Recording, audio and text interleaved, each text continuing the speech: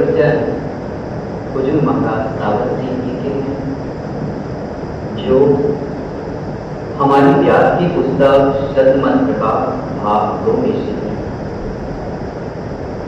हुजूर स्वामी जी महाराज फरमाते हैं कि हम सत्संग में क्यों आते हैं और इसका मकसद क्या है।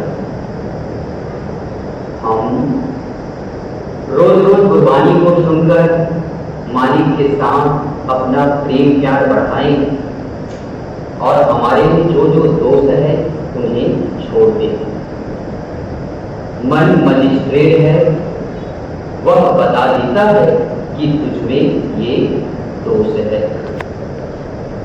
महाराज जी फरमाते हैं, मैं देखता हूं कि सत्संगियों में कमाई वाली स्त्रियां ज्यादा है, मर्द थोड़े हैं। इसका कारण क्या है, इस कहानी से पता लगेगा। सुनो। एक महाजन सत्संग सुनने जाया करता था। एक दिन उसके पुत्र ने कहा कि आप रोज सत्संग में जाते हो, आज मैं जाऊंगा। पिता ने कहा कि अच्छा जा। खैर पुत्र सत्संग में गया, बड़े प्रेम के साथ वचन सुनता रहा। वहां यह मजबूर यानी विषय आया कि किसी का नुकसान नहीं करना चाहिए, किसी का दिल नहीं दुखाना चाहिए। जब सत्संग से आकर वह दुकान पर बैठा तो इत्तेफाक से एक गाय आकर आटा खाने लगी। जैसे कि गायें बाजारों में फिरती रहती है। मन में कहता है कितना आटा खा जाएगी, 2 सेर न सही 4 सेर खा जाएगी। पिता देख रहा था। पुत्र को कहता है, वो आंखों के अंधे, तुझे दिखते नहीं कि गाय आटा खा रही है। पुत्र कहता है, हमारे इतने मकान हैं, इतना किराया आता है, इतना ब्याज आता है, अगर यह 2-4 सेर आटा खा जाएगी तो क्या हो जाएगा। पिता ने पूछा, यह विचार तो कहां से लाया है। पुत्र ने कहा, सत्संग से। पिता बोला, फिर न जाना, मुझे 30 साल हो गए जाते हुए, मैं वही धोती झाड़कर आ जाता हूं। इस तरह हमारा भी धोती झाड़ने वाला हिसाब है। गए, सत्संग सुना, घर लौट आए। यानी हम कमाई पर जोर नहीं देते, चाहे दुनिया में कुछ भी हो जाए, लेकिन नित्य नेम यानी सुदत सत्य की कमाई का अभ्यास जरूर करना चाहिए। जितने महात्मा सचखंड से आए, हम पर रहम करते हुए कहते हैं कि तुम 84 लाख योनियों के जेल खाने में फंसे हुए हो, चलो तुम्हें सचखंड ले चलो। वे हमें निकालने के लिए आते हैं, मगर हम सुनते हैं। गुरु नानक साहिब कहते हैं कि इबादत न छोड़ो। संत कबीर कहते हैं कि इबादत न छोड़ो। मौलाना रूम साहिब कहते हैं कि इबादत न छोड़ो। मगर हमारे कानों पर जो भी नहीं देते। हमें चाहिए कि दुनिया के काम रह जाए तो रह जाए, मगर गुरु की भक्ति न रह जाए। गुरु कहे जगत सब अंधा, कोई कहे ना खटकी संधा। सभी वेद शास्त्र और अन्य धर्म पुस्तकें कहती हैं कि संत महात्मा इस दुनिया के लोगों को हिदायत देने के लिए परमात्मा के भेजे हुए आते हैं। गुरु अर्जुन साहिब ने कहा है, जन्म मरण दोहु मानानी, जन परोपकारी आए। जिय दान दे भगति लय, हर्षिव लय मिलाए। वे संत हमारी तरह माया की कैदी नहीं होते और जन्म मरण के चक्कर में आते, बल्कि वे हमें 84 के जेल खाने से निकालने के लिए आते हैं। जिस वक्त वे आकर दुनिया को देखते हैं तो कहते हैं कि अफसोस, सारा जहान अंधा है। आप कहेंगे कि यहाँ सूरज है, चंद्रमा है, सितारे हैं, रोशनी के और कई साधन हैं जिनकी मदद से हम सब कुछ देखते हैं, फिर अंधे क्यों हैं। इसका जवाब यह है कि ये जो हमारी आंखें हैं ये फना को देखती है। दूसरे जिस जगह सूरज, चंद्रमा, सितारे, बिजली और लैंप ये 5 चीजें न हो, वहां ये आंखें काम नहीं कर सकती। जो आंख परमात्मा को देखने वाली है वह अंदर है। असल में आदमी को आंखों के पीछे पर्दा लगाकर बाहर निकाला हुआ है। उसने न पर्दा खोला और न ही वह आंख हासिल की, न परमात्मा से मिला और न ही 84 के चक्र से निकला। इसीलिए स्वामी जी महाराज कहते हैं कि सारा जहान अंधा है। यह अंधा क्यों है? इसीलिए कि अंदर नहीं चढ़ता। अगर अंदर चढ़े तो सुजाखा हो जाए और जो सामान मालिक ने इसके अंदर रखा हुआ है उससे वाकिफ हो जाए। गुरु अमरदास जी कहते हैं इस काया अंदर 9 खंड पृथ्वी हाथ बटने बजारा। काया अंदर ब्रह्मा विष्णु महेशा सब ऊपर से जीते संसार। फिर कहा है अंदर महे अनेक है जीव करे बसेरा। मन चिंदिया फल पाइसी फिर होए ना तेरा। अगर यह पर्दा खोलकर अंदर रूहानी मंडलों पर चला जाए फिर दुनिया की जन्म मरण में नहीं आए, 84 में धक्के नहीं खाए। अब सारे महात्मा होकर देकर गए लेकिन कोई सुनता है कोई नहीं। जब जब महात्मा होकर देकर कहते हैं कि तुम सारे अंधे हो तो जिनके खोटे भाग्य है वे कहते हैं कि आप ये लफ्ज बोलते हो। मगर महात्मा कहते हैं कि आप अंदर नहीं जाते, अंदर का द्वार नहीं खोलते। इस तरह तमाम दुनिया अंधी आई और अंधी ही चली गई।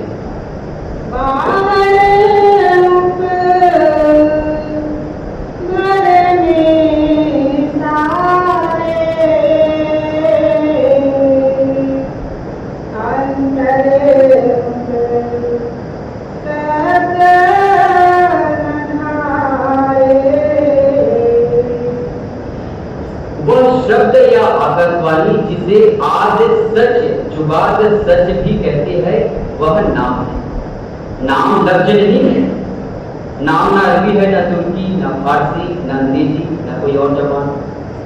उसी ताकत को मुसलमान कलमा कलामे इलाही या बांगे आसमानी कहते हैं। ऋषि मुनिनाथ और गुरु नानक साहिब कुर्बानी कहते हैं। मुक्ति देने वाली चीज अंदर है मगर सारी दुनिया उसे बाहर की बाहर तलाश करती है। कोई उजाड़ों पहाड़ों में घूमता है, कोई पत्थरों पानी और कागजों में। वह बाहर नहीं है अंदर है। फिर बाहर किस तरह मिल सकता है? इसी तरह देवी देवता भी जिन्हें दुनिया बाहर ढूंढती है और जिनकी मूर्तियां बनाती फिरती है वे भी अंदर है। लेकिन क्योंकि वे आंखों यानी आत्मा की बैठक से नीचे बैठे हुए हैं इसलिए हमें उनकी जरूरत नहीं है। फिर भी जो उनसे मिलना चाहते हैं वे अंदर जाकर मिल सकते हैं। अगर मूर्तियों यानी पत्थरों में उन्हें ढूंढो वे बेजान हैं। बेजान चीज जानदार को खींच नहीं सकती, इसलिए इनसे कुछ प्राप्त नहीं होता। सारी दुनिया बाहर ही बाहर तलाश कर रही है। क्या ये अच्छा होता कि अंदर जाती और उस लज्जत को ले लेती? अब सवाल पैदा हुआ कि अगर हम अंदर जाए तो अपनी आत्मा को किसके साथ जोड़े? कहते हैं शब्द के साथ। क्या गाने बजाने वाला, लिखने पढ़ने वाला शब्द नहीं। वह लिखने पढ़ने बोलने में नहीं आता। वह अलिखित कानून और अनबोली भाषा है और वह अंदर है। जो बाहर विषय विकारों और अन्य पदार्थों में उलझे हुए हैं वे इसे नहीं समझ सकते। यही गुरु अमरदास जी कहते हैं मायाधारी अन्ना बोला शब्द न सुनी बहु रोले। यह बाहर बैठा माया के जाल में फंसा हुआ अंधा हो रहा है और फिर अंधा ही नहीं बहरा भी है। क्यों? क्योंकि अंदर के कान नहीं खुले। क्या कहते हैं तो अर्जुन साहिब, नैन न देखे साध से नैन बिहारिया। जो आंखें अंदर सदगुरु के स्वरूप को नहीं देखते उन्हें निकाल दो। करण सुनी नाद करण मुंद भार्या, जो कान अंदर शब्द को नहीं सुनते उन्हें काट दो, रसना जपे न नाम तिल तिल कर कटिए। जो जवान नाम नहीं जपती उसे जर्रा जर्रा करके काट दो कि हम क्यों नाम नहीं जपते। हम पर अपने गुनाहों का नशा चढ़ा हुआ है, हमारे पाप हमें इधर आने ही नहीं देता। बड़े ही ऊंचे भाग्य हो तो आदमी इधर आए। मन जगत भोग रस बन्ना, नित करे कर्ण बस रन्ना। अब बताते हैं कि मालिक से मिलने की रुकावट क्या है। हमारा मन विषय विकारों में, बेटे बेटियों में, दुनिया के स्वादों में कैद है। आत्मा मन के अधीन हो रही है।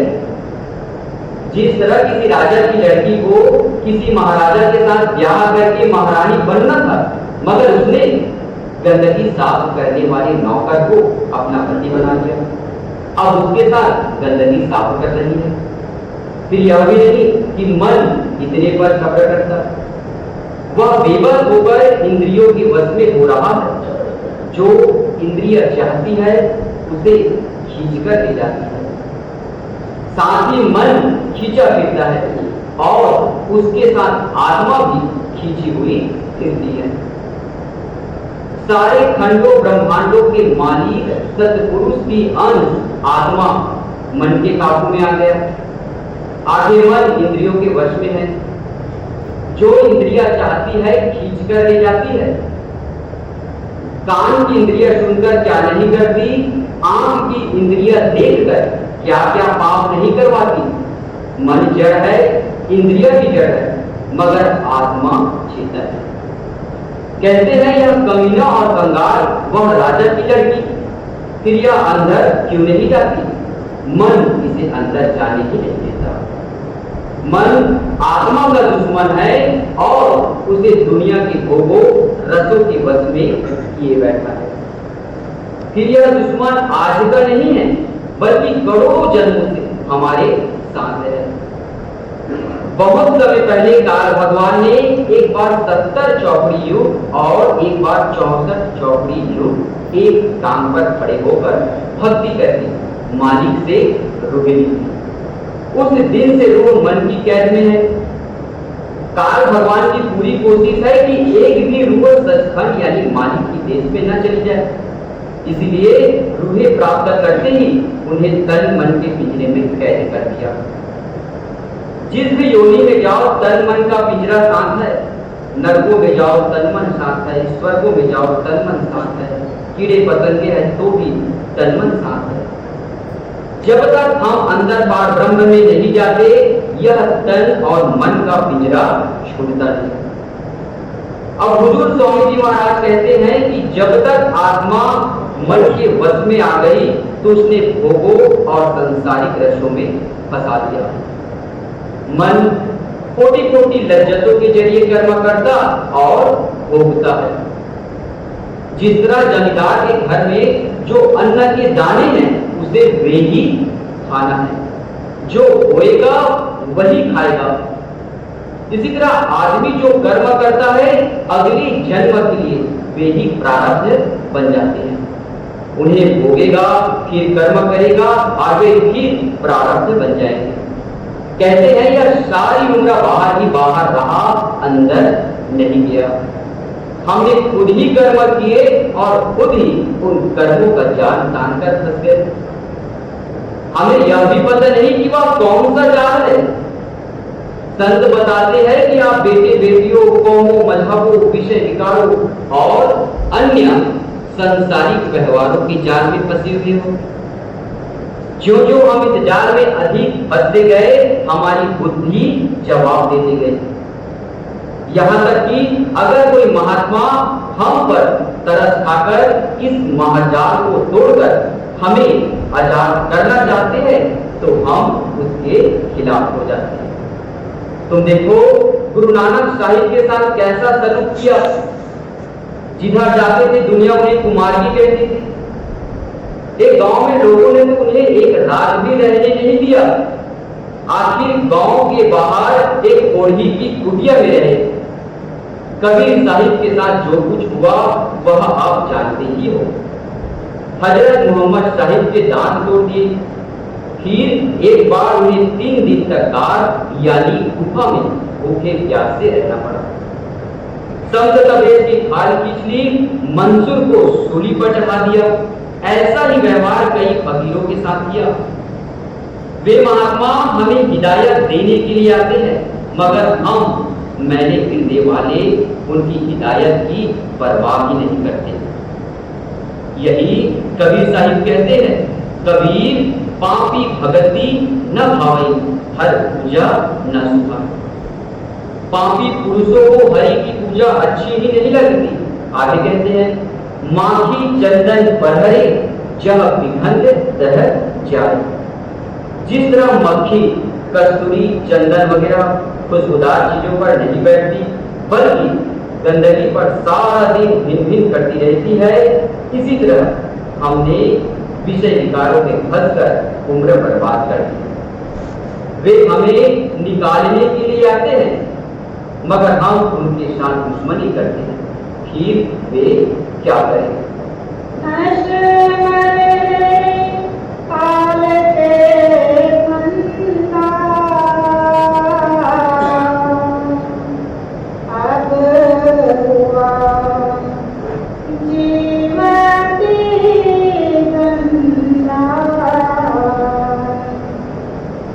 जो दुनिया का परमेश्वर है वह काल है।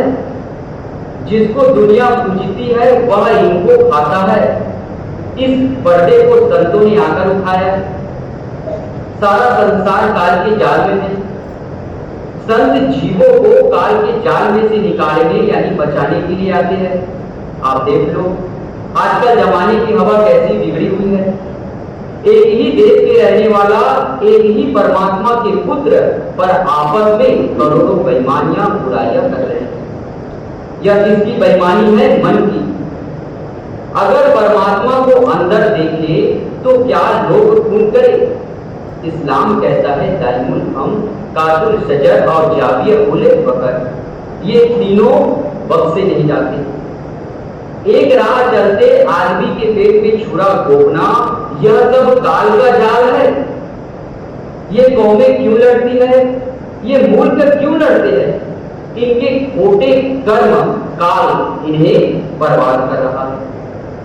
ना मुल्क उनका है ना इनका है, ना उन्हें रहना है ना इन्हें रहना है। जिस तरह मीठे पर मक्खियां आपस में लड़ती है, इसी तरह ये आपस में लड़ते हैं। गुरु का नित समझाई,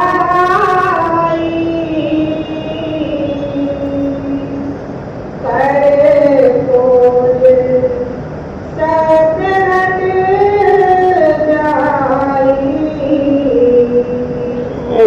अब सारे संत महात्मा कामिल फकीर, चाहे वे हिंदू है चाहे मुसलमान, जो सचखंड पहुंच गए, इसको आकर समझाते हैं कि प्यारे, यह देश तेरा देश नहीं, यह कौम तेरी कौम नहीं, यह मजहब तेरा मजहब नहीं। तेरा देश सचखंड, तेरी कौम सतनाम और तेरा मजहब तजिलियाते हक यानी परमात्मा का नूर है। अगर तुझे उस देश पे जाना है तो राह तेरे अंदर है।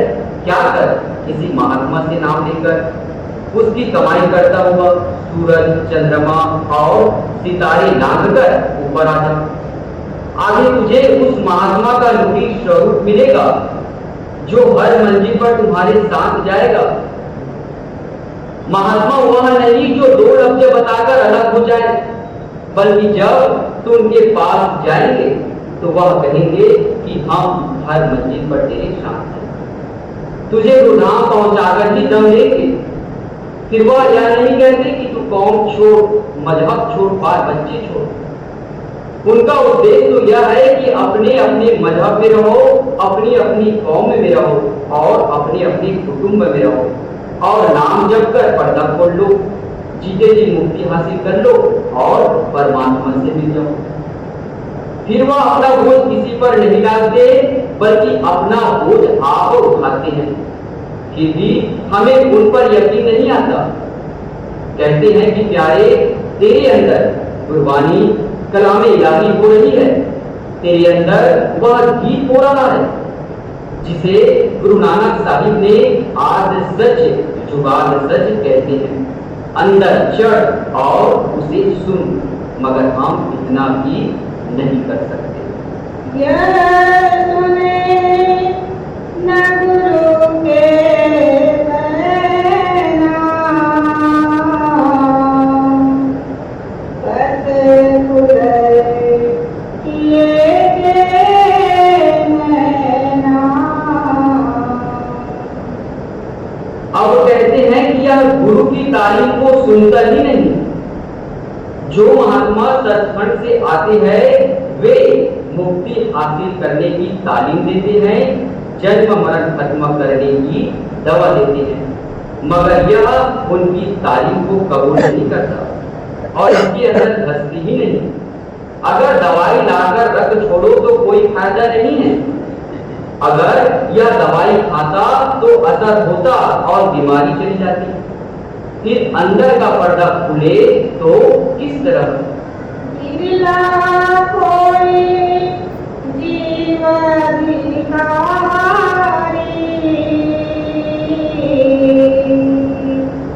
गुरु वचन करे अनारी।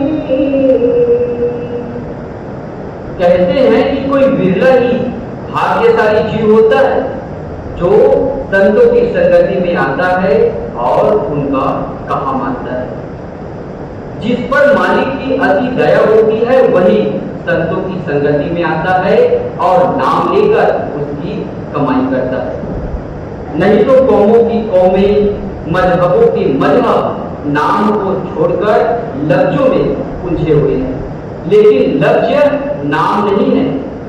यही गुरु तेग बहादुर साहिब कहते हैं, जन नानक होटल में को भजन राम को पावे।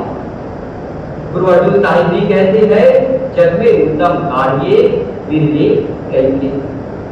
एक और जगह भी कहा है, कोट मध्य को बिरला सेवक और सगले पीवाए। जो भजन समारे गुरु के, मन फंद लगा ले चल के। अब हम संतों का कहना क्यों नहीं मानते? हमारे अंदर दो ताकतें हैं, एक काल और दूसरी दयाल। जो काल की ताकतें हैं उन्होंने हमारे मन और आत्मा पर ऐसा पर्दा डाला हुआ है कि हमें होश ही नहीं रहा। इस दुनिया में हमारा बड़े से बड़ा दुश्मन कौन है? मन। हमारे और गुरु के बीच में पर्दा किसका है? मन का। जब आप मन को खड़ा कर दोगे तो आत्मा अंदर चल पड़ेगी। यहाँ इसको देह में स्थूल मन है, सहस्र कवच में सूक्ष्म मन है और ब्रह्म में कारण मन है। जब कोई महात्मा हमें पार ब्रह्म के देश में ले जाएगा तो हमें होश आएगा और हम कहेंगे कि वो हम कैसे जाल में फंसे हुए थे। जब कोई जीव संतों के सत्संग में आता है और उनके वचनों पर विश्वास करता है तो मन के घर स्यापा यानी रोना पीटना पड़ जाता है। जिस तरह अमर बेल पेड़ पर पैदा होती है उसी से ताकत लेकर फैलती है और आखिर उसे ही सुखा देती है, इसी तरह मन आत्मा से ताकत लेकर उसी की मिट्टी पलीत करता है। दूसरे लफ्जों में कह दे कि मन आत्मा से सत्ता लेता है और आत्मा को ही कैद किए बैठा है। मन नहीं चाहता कि आत्मा अंदर जाए और इसका पर्दा खुल जाए और यह 84 के जेल खाने से निकल जाए। मन कैद होना ही नहीं चाहता, मगर इसे अभ्यास में कैद होना पड़ता है। इसीलिए अगर कोई अभ्यास करता है तो मन छल करके उसे गिरा देता है। कुरान पढ़कर देख लो, एक ऋषि ने इतनी तपस्या की कि स्वर्गों के राजा इंद्र को खौफ हुआ कि यह तपस्वी उसकी गद्दी छीन लेगा। तो उसने क्या किया, हाथ में तीर कमान लेकर शिकारी का रूप धारण करके ऋषि की कुटिया पर आया और अर्ज की कि मैं काम से जा रहा हूं, मेरा यह तीर कमान रख लो, थोड़ी देर में आकर ले जाऊंगा। ऋषि ने कहा कि मैं इसका ख्याल क्यों रखूं। इस पर इंद्र ने उसकी बड़ाई करनी शुरू कर दी कि तू ऐसा है वैसा है, मुझ पर दया कर। जब इंद्र ने बहुत बार कहा तो ऋषि मान गया और कहा कि अच्छा, उस घोड़े में रख दे। इंद्र तो तीर कमान रखकर चला गया। अब वापस किसे आना था? ऋषि पहले राजा था और तीरंदाजी में माहिर था, इसलिए जब भजन से उठे तीर कमान सामने दिखाई दे। रोज रोज देखने से तीर कमान का ध्यान मन में पक्का होता गया। एक दिन सोचता है कि कभी हम भी तीर चलाया करते थे, जरा चला कर तो देखे, किसी को मारेंगे नहीं। यह सोचकर तीर कमान हाथ में लेकर तीर जो चलाया सीधा निशाने पर जाकर लगा और शौक पड़ गया। आखिर पूरा शिकारी बन गया। भजन बंदगी छूट गई और लगा शिकार के पीछे पीछे फिरने। ऐसे मन के धोखे हैं। रात को रोटी बहुत खा ली, नींद ज्यादा आ गई। जब भजन का वक्त हुआ, मन कहता है कि जरा और सो लो, आधी रात काफी है। जरा सोया, जैसे ही आंख लगी दिन चढ़ाया। इसी तरह मन का एक और भी धोखा है। वह कहता है कि बच्चे छोटे छोटे हैं, जरा बड़े हो जाए फिर भजन ही करना है। जिक्र है, कबीर साहिब बाहर जाया करता था। एक बूढ़ा खेत में बैठा हुआ मिलता था। एक दिन कबीर साहिब ने उससे कहा कि भजन किया कर। कहता है छोटे छोटे बच्चे हैं, जवान हो जाए फिर करूंगा। जब बच्चे जवान हो गए तो कबीर साहिब फिर मिले और कहा भजन कर। वह कहने लगा इनकी शादियां हो जाए फिर भजन करूंगा। जब शादियां हो गई तो कबीर साहिब ने कहा अब बता। कहता है पोतों की मुंह देखने की इच्छा पूरी कर। जब पोते हो गए तो कबीर साहिब फिर मिले और कहा अब तो भजन कर। कहता है पोते छोटे छोटे हैं, जरा जवान हो जाए फिर भजन करूंगा। जब पोते जवान हो गए तो कबीर साहिब ने फिर पूछा। कहता है ये लापरवाह है, रात को सो जाते हैं, अगर मैं न जाऊं तो चोरी हो जाए। कुछ समय बाद कबीर साहिब फिर गए तो वह बाबा न मिला। पूछा कि बाबा कहाँ है? तो पुत्र पौत्रों ने कहा कि जी वह तो गुजर गया। उस बूढ़े का घर की दुधारू गाय से बड़ा प्यार था। गाय भैंसे पालता था। एक गाय उससे बड़ा प्यार था। जब मरा तो गाय के पेट में आया और बछड़ा बना। कबीर साहिब ने अंतर ध्यान होकर देखा तो पता लगा कि वह बछड़े का जन्म पाकर जवान हुआ। उसे खूब हल में जोता, बहुत चलाया, आखिर वह बूढ़ा हो गया। जब उनके काम का न रहा तो उन्होंने उसे गाड़ी बांध को बेच दिया। उसने भी उसे 10-12 साल चलाया। जब उसके भी काम का न रहा तो उसने उसे देवी के हवाले कर दिया, जिसने उसे कई साल कोल्हू में जोता। जब वहां भी निकम्मा हो गया तो उसने कसाई को दे दिया। कसाई ने मारकर उसका मांस बेच दिया और जो चमड़ा था वह नगाड़े वाले ले गया। उन्होंने उसका नगाड़ा बना लिया। अब उस पर खूब डरने पड़ते हैं। यह देखकर कबीर साहिब ने कहा बैल बने हल्दी जूते ले गाड़ी में दी। तेली के कोल्हू रहे उन्हीं थे कसाई ली। मांस कटा बोटी बिकी चमड़क मरी नकार कछुक करप बाकी रहे इस पर पड़ती मार। बात तो यह है कि मन अंदर नहीं जाने देता। यह हजारों छल करता है। आप रोज सुनते हैं कि मन नहीं मानता। अगर आप उसका मुकाबला नहीं करते तो यह आपका कसूर है। मन रोए पीते मगर भजन मत छोड़ो। इसका इलाज ही डंडा है, यानी शक्ति है। आप साखिया पढ़कर देख लो। महाराज जी फरमाते हैं, मैं आपको एक मुसलमान फकीर की साखी सुनाता हूँ। वह बाजार से जा रहा था। एक हलवाई ने बहुत बढ़िया जलेबियां बनाई हुई थी। मन ने कहा कि जलेबियां खानी है। पास में पैसे नहीं थे। मन को मोड़ा, पर मन अड़ियल घोड़ा है, इसे जिधर से हटाओ उधर ही दौड़ता है। जो भजन पर बैठते हैं उन्हें तो बताने की जरूरत नहीं है, वे खुद ही जानते हैं। जब रात को भजन में बैठा तो जलेबियां सामने, उठकर फिर बैठा, फिर जलेबियां सामने, घंटा पर होकर फिर बैठा, वही ख्याल सामने। सारी रात आंख न लगी। फकीर सवेरे जंगल में गया, लकड़ियां काटी, अच्छा बड़ा गट्ठा बांधा, अब उठाया नहीं जाता, पसीने पसीने होता है।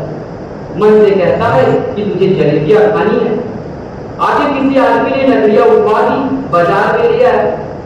किसी ने पूछा कि क्या कीमत लेनी है? कहता है जो दोगे।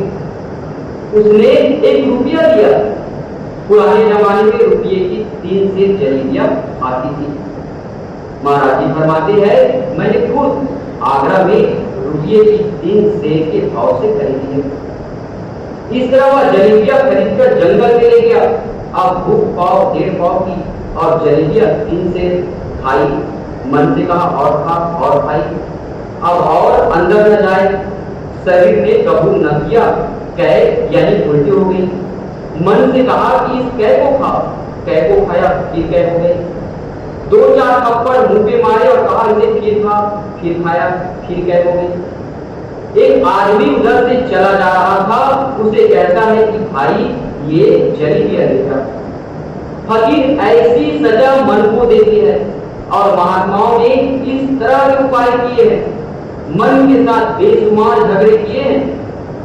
गुरु अमरदास जी कहते हैं, मन ही ना झगड़ा, मन ही ना सत्य, मन ही मंच समाय। ज्यों त्यों पर जीव भुलावे, काल रखने के न किनारे। पहले तो हम प्रेम के साथ भजन में बैठते ही नहीं, यानी पूरा वक्त नहीं देते। अगर देते भी है तो मन बुढ़ावे में डालता है कि अभी रात बहुत बाकी है, जरा और सोए। जरा सोए नहीं कि दिन चढ़ाया। ये सारे मन के धोखे हैं। महाराज जी फरमाते हैं, मैंने एक मुसलमान फकीर की कहानी पढ़ी है। एक दिन रात को उसकी नींद न खुली। मन से बोला कि मैं तुझे सारा साल गर्म पानी पिलाऊंगा। मन को पूरा साल गर्म पानी पिलाया। इसका नाम लड़ाई है। हमें भी चाहिए कि मन के साथ लड़े। हमारा और कोई दुश्मन नहीं है, मन ही हमारा दुश्मन है। गुरु भक्ति ना करने पावे, कबू भांति कुमारी लगावे। मन शुद्ध बेमुहार यानी बेनकल का उल्टा है। अपना शासन या हुकूमत चाहता है और गुरु भक्ति की तरफ तो आने ही नहीं देता। जब तक गुरु भक्ति नहीं, नाम भक्ति कहाँ। जो पानी आंखों, नाक, कान, मुंह और अलग अलग नलों के जरिए बहता है, उसे एक नल पे ले आओ तो देखो कितनी जोर से पानी बहता है और उसमें कितनी ताकत आ जाती है।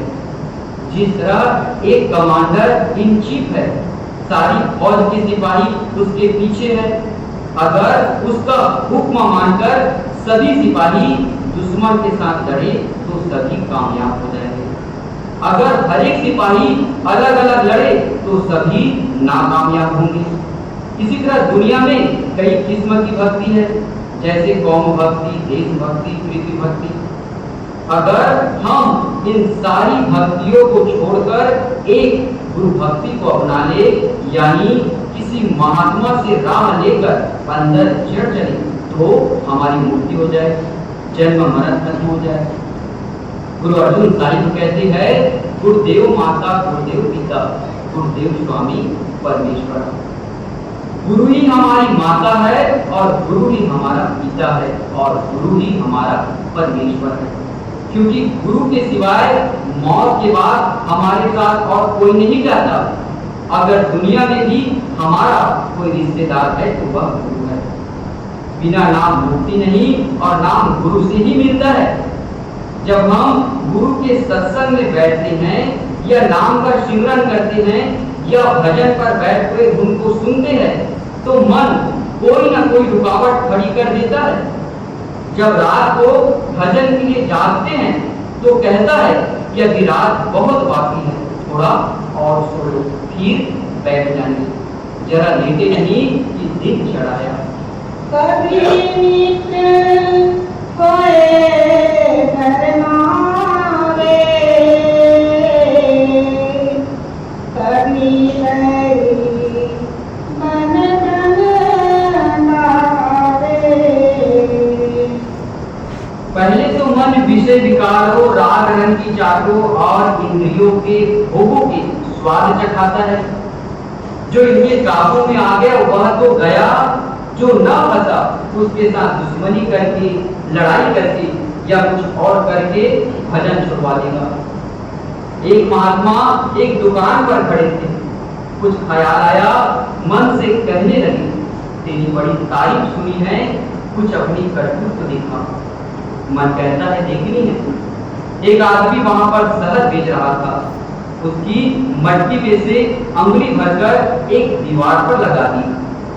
शहद लगाने की देर थी कि उसकी खुशबू पाकर एक मक्खी आ बैठी और लगी आंखें बंद करके शहद चाटने। अभी शहद खा ही रही थी कि एक छिपकली ने देखा, यह तो मेरा शिकार है। जैसे ही छलांग मारी, मक्खी को शहद समेत खा गई। उस दुकानदार ने बड़े प्यार के साथ एक बिल्ली पा रखी थी। बिल्ली छिपकली पर झपटी और उसे एक बार में ही खा गई। पास ही एक ग्राहक का कुत्ता खड़ा था। उसने बिल्ली पर हमला करके उसे चीर फाड़ डाला। दुकानदार को गुस्सा आया। उसने अपने नौकरों से कहा, मारो कुत्ते को। उन्होंने डंडे मार मार कर कुत्ते को मार डाला। ग्राहक को बड़ा दुख हुआ। उसने दुकानदार को गालियां दी। गाली देने की देर की कि दोनों गुस्सा हो गए। दुकानदार के साथ उसके नौकर थे और ग्राहक के साथ आम लोग। खूब लड़ाई हुई। तब मन ने उस महात्मा से कहा कि ये मेरे खेल है, ये मेरे धोखे हैं। कभी रोगन माई तुम्हारे, नाना जाल बिचारे। मन कभी बीमारियों में, कभी अलग अलग विषय विकारों में नहीं चलता है। मतलब कि इसका मकसद है कि आदमी नाम की तरफ ना आए, अंदर न जाए। वशिष्ठ जी रामचंद्र जी के गुरु थे। वह कहते हैं कि मन की ताकत का अंदाजा महात्मा को होता है। जो मूर्ख है उन्हें क्या पता कि मन की क्या ताकत है और महात्मा क्या कर सकते हैं। वशिष्ठ जी कहते हैं, हे राम, अगर कोई कहे कि मैंने 2000 मील लंबा और कई हजार फुट ऊंचा हिमालय पहाड़ को उठा लिया है, हालांकि यह मानने में नहीं आता, फिर भी हम मान लेते हैं कि शायद परमात्मा ने दुनिया में कोई ऐसा आदमी भेजा हो जिसने कि उठा लिया हो। फिर कहते हैं कि अगर कोई कहे कि मैंने समुद्र को पी लिया है, मानने में तो नहीं आता, मगर मान लेते हैं कि शायद कोई ऐसा आदमी पैदा हो गया हो जिसने कि समुद्र को पी लिया हो। लेकिन अगर कोई कहे कि मैंने मन को वश में कर लिया है तो कहते हैं कि जी मैं नहीं मानता। मन ऐसा जबरदस्त है कि बड़े बड़े महात्माओं से भी वश में न हुआ। मगर आप इससे यह न समझो कि मन को वश में करने की कोई दवा है ही नहीं। दवा है, अगर कोई गुरु मिल जाए, वह इसे नाम दे दे और यह कमाई करके अंदर जाए तो आगे तुरिया पद में सदगुरु खड़ा है। तुरिया पद कहो या सहस्र कमल कहे तो वहां नाम का अमृत है। जिस वक्त मन उस अमृत को पीता है तो अंदर काबू में आ जाता है, आत्मा आजाद हो जाती है। यानी इस जन्मों जन्मों की कैदी आत्मा को थोड़ी सी आजादी मिल जाती है। सत्तारस लेन न पावे, यो जीव सदा दुख पावे। हाय अफसोस, करोड़ों वर्षों तक 84 लाख योनियों का जेलखाना भोग भोग कर मनुष्य का जन्म मिला, फिर भी मन नाम की तरफ नहीं आने देता, यानी भजन नहीं करने देता। महाराज जी फरमाते हैं, मैं देखता हूँ कि अक्सर सत्संगी मिलते हैं मगर दुनिया में रहकर शायद ही कोई सुखी है। एक ना एक दुख तो सबको ही है। यही फरीद साहिब कहते हैं, फरीदा मैं जानिया दुख मुझको, दुख सवाइए जब ऊंचे चढ़ के देखिया तहाँ घर घर इहा। मन ने खुशी किसी को रहने दिया ही नहीं। गुरु मेरा करे जिस जन पर, सो बजे सतगुण सुन पर। अब कहते हैं कि गुरु मेहर करता है मगर ये मेहर लेते नहीं। वह दोनों हाथ फैलाकर कहता है कि आओ मैं तुझे ले जाने को तैयार हूं, मगर ये अंदर नहीं जाते। बेशुमार मिसालें हैं। कबीर साहिब कहते हैं, कभी साचा सतगुर क्या करे जो सीखा बेचू, अंधे एक ना ला गई जो बांस बजाइए। सतगुरु तो हमें दोनों हाथों से अंदर ले जाने को तैयार है मगर हम अंदर नहीं जाते। शब्द के सिवाय दुनिया में और कोई दवा नहीं है। जब हम अंदर शब्द को सुनेंगे तो शांति आ जाएगी, तब प्रेम प्यार आएगा।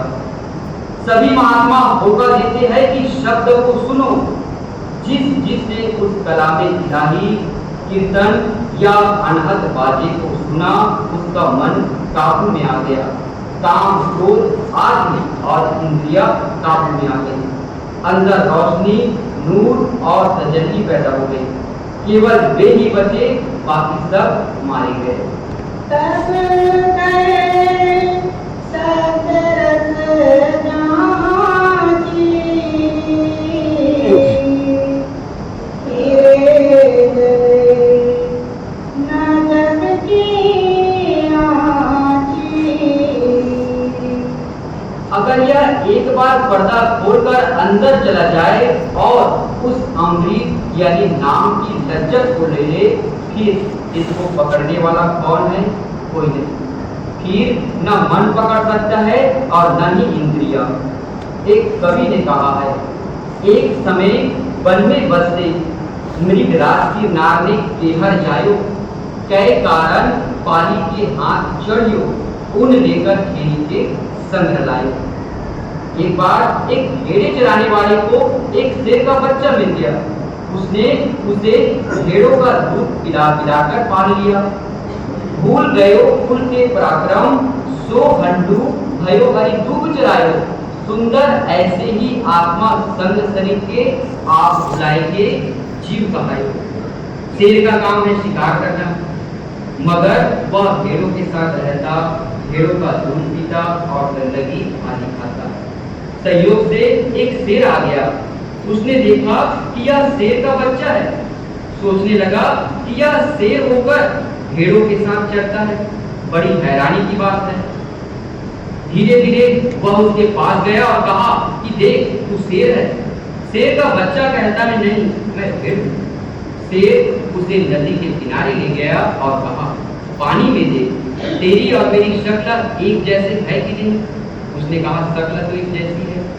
शेर ने कहा, अच्छा मैं गरजता हूँ, तू भी गरज। जब शेर गरजा तो साथ ही शेर का बच्चा भी गरजा। तब चरवाहा भी भाग गया और भेड़ें भी भाग गई। यह तो कहानी है। असली बात क्या है?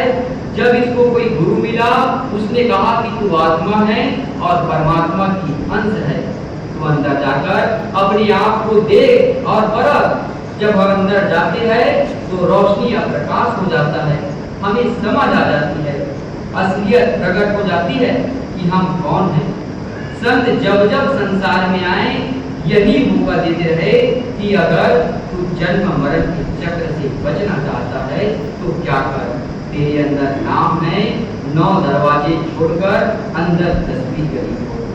जब तू पर्दा खोलकर ऊपर जाकर अमृत पी लेगा, फिर तू मन के वश में नहीं आएगा, इंद्रियों के वश में नहीं आएगा, कई और भोगों के वश में नहीं आएगा।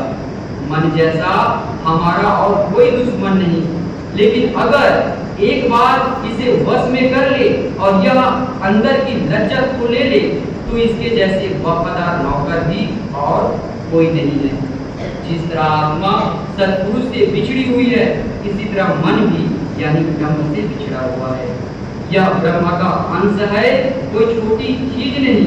अगर इसे पता लग जाए तो यह कहेगा कि मैं ब्रह्म का कमांडर हूँ। जब दोनों अंदर गए तो मन, क्योंकि ब्रह्म का अंश था, वह ब्रह्म में ही रह गया। आत्मा आगे चली गई और पर्दा खुल गया। फिर कौन जन्म ले और कौन मरे, तब इस देश में आने की कोई जरूरत नहीं। सब बात लगी अब कांची, वो भक्ति मिली अब सांची। जब अंदर शब्द की लज्जत आ जाए तो यह दिन रात गुरु भक्ति में लगा रहता है। गुरु भक्ति किसे कहते हैं? तो महाराज जी फरमाते हैं, मैं रोज बताता हूँ कि जो बाहर की सेवा की जाती है यह भी गुरु भक्ति है, मगर असली गुरु भक्ति कमाई करके, 9 दरवाजे खाली करके, सूरज चंद्रमा व तारों को पार करके अंदर गुरु को प्रत्यक्ष करना है। गुरु भक्ति बड़ा उत्तम अभ्यास है। जब हम गुरु को प्रत्यक्ष करके सामने उनसे बातें करेंगे तो समझ लो कि हमारा फर्ज पूरा हो गया। जब बच्चा अपने आप को माँ की गोद में डाल दे, फिर उसको कोई फिक्र नहीं, नहलाना धुलाना खिलाना, मतलब कि सारी फिक्र माँ को ही होती है। इसी तरह जब शिष्य सदगुरु की गोद में जा बैठा तो फिर सदगुरु का फर्ज है कि उसे धुआं पहुंचाए, मगर हम कहते हैं कि हमें कोई बगैर मेहनत के ले जाए। बिना मेहनत के कोई नहीं ले जाता। जब आपने मेहनत की, अंदर पर्दा खुल गया, आत्मा ने शब्द की लज्जत ले ली तो गुरु के सामने आ गया। गुरु अमरदास जी कहते हैं, नानक जिनको सदगुरु मिलिया, दिन का देखा नहीं बढ़िया। अगर सदगुरु अंदर प्रकट हो गया फिर वह हमारा सब कुछ करेगा। एक सत्संगी ने अर्ज की, हजूर क्या अंदर और बाहर एक ही जैसा है? महाराज जी ने फरमाया, बिहार में लड़की बेटी होती है और बाहर यानी ससुराल में बहू होती है। यह शरीर तो शिष्य को भी छोड़ देना है और गुरु को भी छोड़ देना है। जो हमेशा रहने वाला है वह अंदर है। लड़की का पीहर में और फर्ज है और ससुराल में और। राधा स्वामी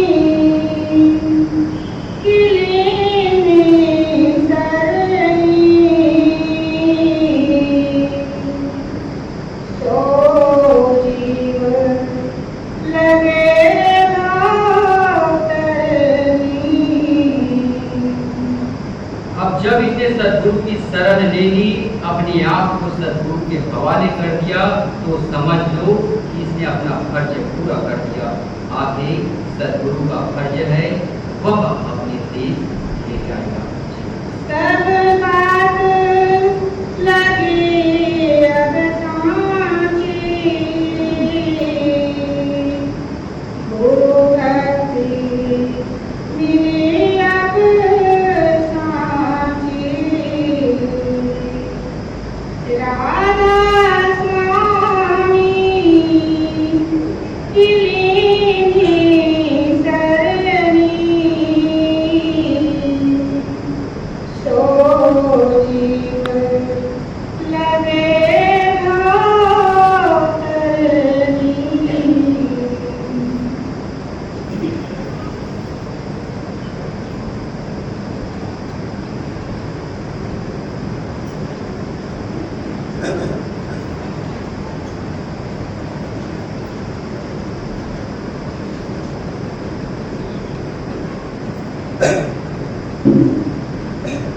सदगुरु की प्यारी साध संगत जी, राधा स्वामी जी, कुछ विनतियाँ हैं जी। सदगुरु जी का अगला सत्संग कार्यक्रम इस प्रकार है। 13 व 14 जून को करोड़ में, 21 जून को ब्यास में होगा जी। 16 का जो 16 और 17 में प्रोग्राम होना था वह निरस्त कर दिया गया है। बाबा जी की दया मेहर से जून माह में धान का रोपा लगाने की सेवा के लिए सेवारत था। 17 जून को जम्मू तवी एक्सप्रेस से जाएगा एवं इसकी वापसी 3 जून को होगी जी। इच्छुक संगति अपना नाम ऑफिस में लिखवा सकते हैं जी। रायपुर सेवा में जाने वाले सेवादारों से निवेदन है कि खुली गाड़ी में न जाएं जी। 2 पहिया वाहन चालक एवं पीछे बैठने वाले सेवादार हेलमेट का अवश्य ही उपयोग करें जी। 15 मई से 15 अगस्त के बीच 10-12 दिन की सेवा के लिए हैदराबाद कंस्ट्रक्शन सेवा के लिए 100 सेवादारों के नाम जोनल ऑफिस द्वारा किया गया है जी। इच्छुक संगत जी अपना नाम ऑफिस में लिखवाएंगे। मंगलवार को रायपुर कंस्ट्रक्शन सेवा में जाने वाले सेवादार अपना नाम ऑफिस में लिखवाएंगे। रायपुर कंस्ट्रक्शन सेवादारों के लिए लोकल हाजिरी के लिए कंस्ट्रक्शन कार्ड बनाया गया है। अभी तक बहुत से सेवादार कार्ड नहीं लिए हैं। उनसे विनती की जाती है कि ऑफिस से अपना लोकल हाजिरी सेवा कार्ड अवश्य ही ले लें। संगत जी से विनती की जाती है कि सत्संग से आधा घंटा पहले पहुंचकर सबक पाठ का भी भरपूर आनंद ले जी। राधा स्वामी जी।